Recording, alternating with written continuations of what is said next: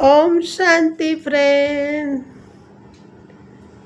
शुभ प्रभात, diamond प्रभात, silence morning. Om Shanti. आज सुनेंगे अमृत कथा। टाइटल है महाप्रसाद। कहानी का टाइटल है महाप्रसाद। घने जंगलों से धीरे एक छोटे से गांव में एक भूखा शियार रहता था। बूढ़ा और कमजोर होने के कारण वह अब शिकार नहीं कर पाता था और मुश्किल से जूठन पर गुजारा कर रहा था। भूख से व्याकुल होकर वह अक्सर गांव की बाहरी सीमाओं में घुस जाता और कचरे में भोजन तलाशता, जहां उसे हमेशा पीटे जाने या भगाए जाने का डर बना रहता था। एक शाम मंदिर के उत्सव के बाद ग्रामीणों ने प्रसाद के अवशेष फेंक दिए थे। इसमें भगवान विष्णु को अर्पित किए गए कई व्यंजन शामिल थे, जिन्हें मंदिर परिसर के बाहर एक कचरे के गड्ढे के पास डाल दिया गया था। उस रात असहनीय भूख से तड़पता हुआ शियार उस क्षेत्र में पहुंचा और उसे फेंके गए भोजन की भीनी खुशबू आई। वह सावधानी से आगे बढ़ा और जब उसने देखा कि आसपास कोई नहीं है तो वह बड़े चाव से उस अवशेषों को खाने लगा। पवित्र अवशेष का प्रभाव, यद्यपि वह भोजन के महत्व से अनभिज्ञ था, लेकिन वह शियार महाप्रसाद ग्रहण कर रहा था। वह अवशेष जो सीधे परमेश्वर को अर्पित किए गए थे। उस रात पेट भर जाने के बाद वह कई दिनों में पहली बार शांति से सोया। सोते समय उसने एक अद्भुत स्वप्न देखा। स्वप्न में भगवान विष्णु की एक दिव्य आकृति प्रकट हुई जो तेज से चमक रही थी और अपने हाथों में शंख, चक्र, गदा, पद्म धारण किए हुए थी। भगवान ने उसकी ओर देखकर मुस्कुराते हुए कहा, शियार की योनि में जन्म लेने के बावजूद तुमने मेरे अवशेषों का सेवन किया है, जो आध्यात्मिक रूप से पवित्र करने वाले हैं। अब तुम्हारी भूख न केवल शारीरिक रूप से बल्कि आध्यात्मिक रूप से भी शांत हो गई है। अपने अगले जन्म में तुम्हें मानव शरीर प्राप्त होगा और तुम्हारा झुकाव मेरी ओर होगा।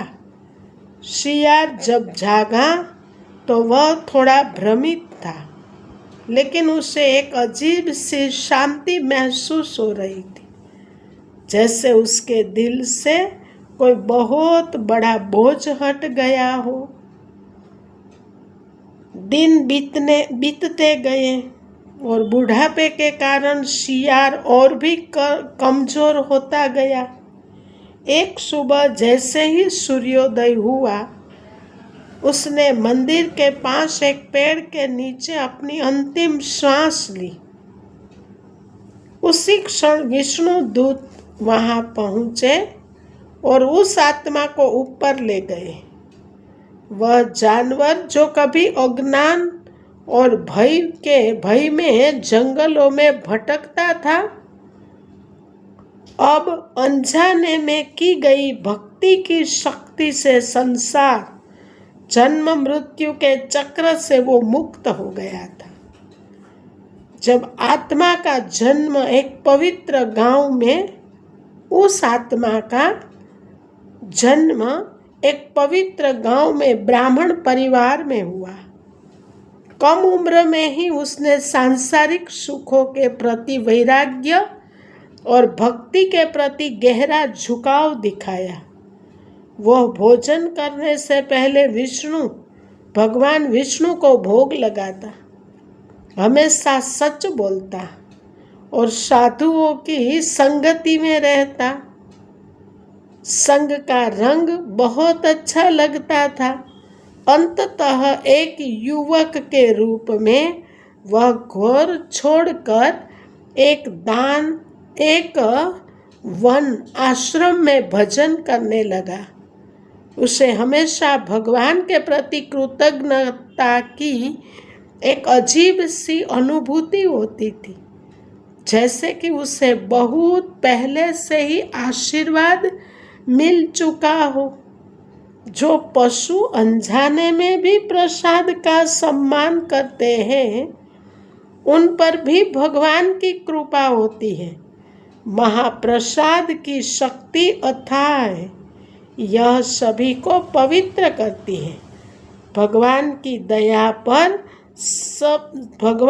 दया सब पर समान रूप में बरसती है।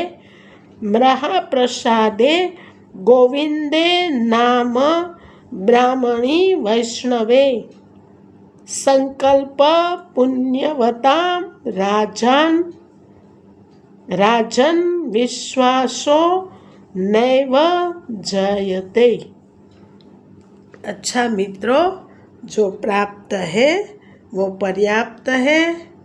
जिनका मन मस्त है उनके पास समस्त है। सदा खुश रहो, मस्त रहो, व्यस्त रहो, सदा प्रसन्न रहो और प्रसन्नता बांटो। अगर कहानी से बोध मिला हो तो कहानी अपने मित्रों को, परिवार के सदस्य को, ग्रुप मेंबर को शेयर करना, लाइक करना, छोटी सी कमेंट करना और अगर चैनल पर नए हो तो चैनल को सब्सक्राइब भी करना। जी धन्यवाद मित्रों। ओम शांति, ओम शांति, ओम शांति।